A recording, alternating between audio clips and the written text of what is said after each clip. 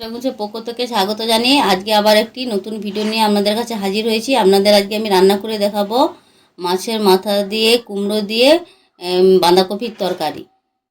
আজকে আপনাদের কাছে আবার একটি রেসিপি নিয়ে হাজির হয়েছি। আপনাদের আজকে আমি রান্না করে দেখাবো বাঁধাকপির তরকারি। এখন তো সিজন নয় বাঁধাকপির, অফ সিজন, সেই জন্য বাঁধাকপিটাকে একটু নুন হলুদ দিয়ে সেদ্ধ করে নিয়েছি, দেখতে পাচ্ছেন। আর এই যে কুমড়ো নিয়েছি, আলু নিয়েছি, আর এই যে মাছের মাথা আমি ভাজতে বসিয়ে দিয়েছি, দিয়ে আজকে এই বাঁধাকপির তরকারি করে দেখাবো। দেখতে পাচ্ছেন আমার মুড়োগুলো যে ভাজতে বসিয়ে দিয়েছিলাম, মুড়োটা ভাজা হয়ে গেছে, তুলে নিচ্ছি। ওই তেলে এখন কেটে রাখা আলুগুলো দিয়ে দেবো।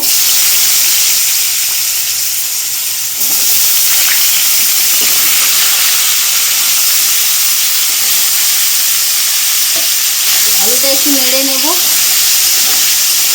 তারপরে কুমড়োটা দেবো।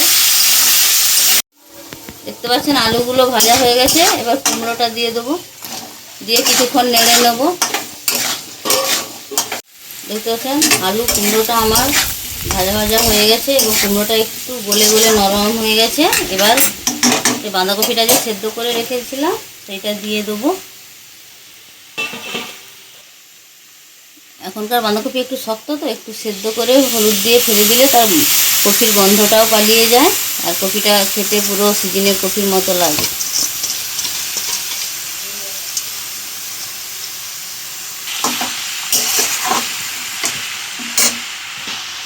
কুমড়ো আলুর সঙ্গে বাঁধাকপিটা একটু ভেজে নেব 5 মিনিট ধরে।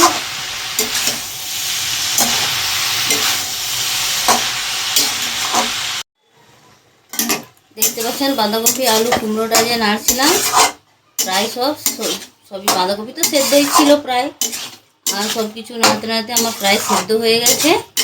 এবার হলুদ দিয়ে একটু জল দেবো, পরিমাণ মতো হলুদ দিলাম।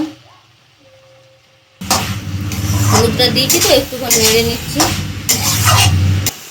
হলুদ দিয়ে একটু নেড়ে নিয়েছিলাম, সব সেদ্ধ আছে, শুধু সাঁতলাবো, অল্প করে একটু জল দিচ্ছি।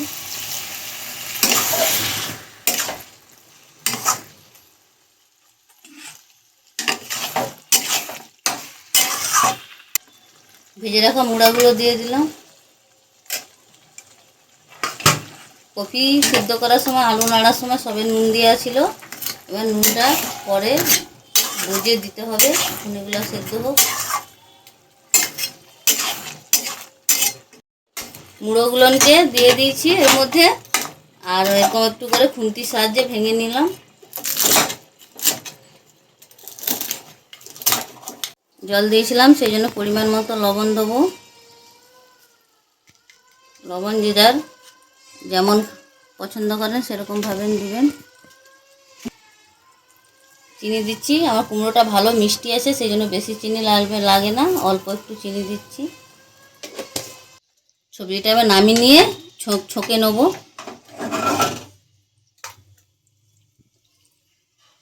বাঁধাকপিটা ছকে নেব, তার জন্য কড়া বসিয়ে দিয়েছিলাম, কড়া গরম হয়ে গেছে, সরিষার তেল দিয়ে দিচ্ছি পরিমাণ মতো।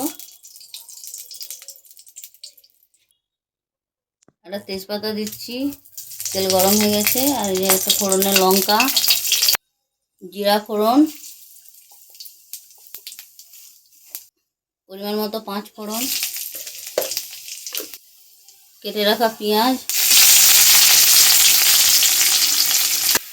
রসুন বাটা,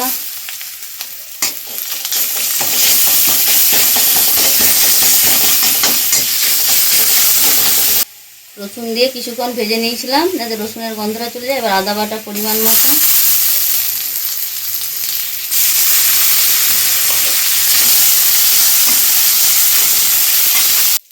পরিমাণ মতো জিরা গুঁড়ো 1 চামচ, পরিমাণ মতো ধনে গুঁড়ো 1 চামচ, পরিমাণ মতো লঙ্কা গুঁড়ো, যে যেমন ঝাল খাবেন সেরকম দিবেন। হলুদ কপিতে দেওয়া আছে, কম করে একটু হলুদ দেবো পরিমাণ মতো। কেটে রাখা একটা ছোটো সাইজের টমেটো,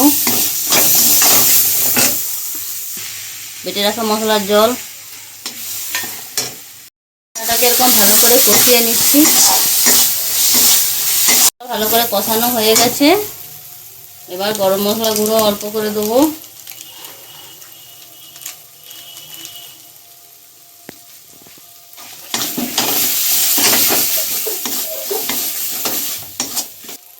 এবার সেদ্ধ করে রাখা কফি সব কিছু দিয়ে দেবো। মশলাটার সঙ্গে কিছুক্ষণ ধরে একটু রান্নাটা করে নেবো, আমার কফি রান্নাটা হয়ে যাবে। এইখানে আমার বাঁধাকপি রান্নাটা শেষ করলাম। দেখতে পাচ্ছেন বাঁধাকপি রান্নাটা হয়ে গেছে কুমড়ো দিয়ে। এরকমভাবে আপনারা বাঁধাকপি রান্না করে, এটা অফ সিজনের তো, এই সময় কুমড়ো দিয়ে একটু বাঁধাকপিটা এরকম রান্না করলে খেতে খুবই সুস্বাদু লাগে। দেখতে পাচ্ছেন কুমড়ো দিয়ে যে মাছের মাথা দিয়ে বাঁধাকপিটা রান্না করেছিলাম, আমার রান্না হয়ে গেছে, নামিয়ে নিয়েছি। আপনাদের যদি ভালো লেগে থাকে লাইক, কমেন্ট, সাবস্ক্রাইব করতে ভুলবেন না।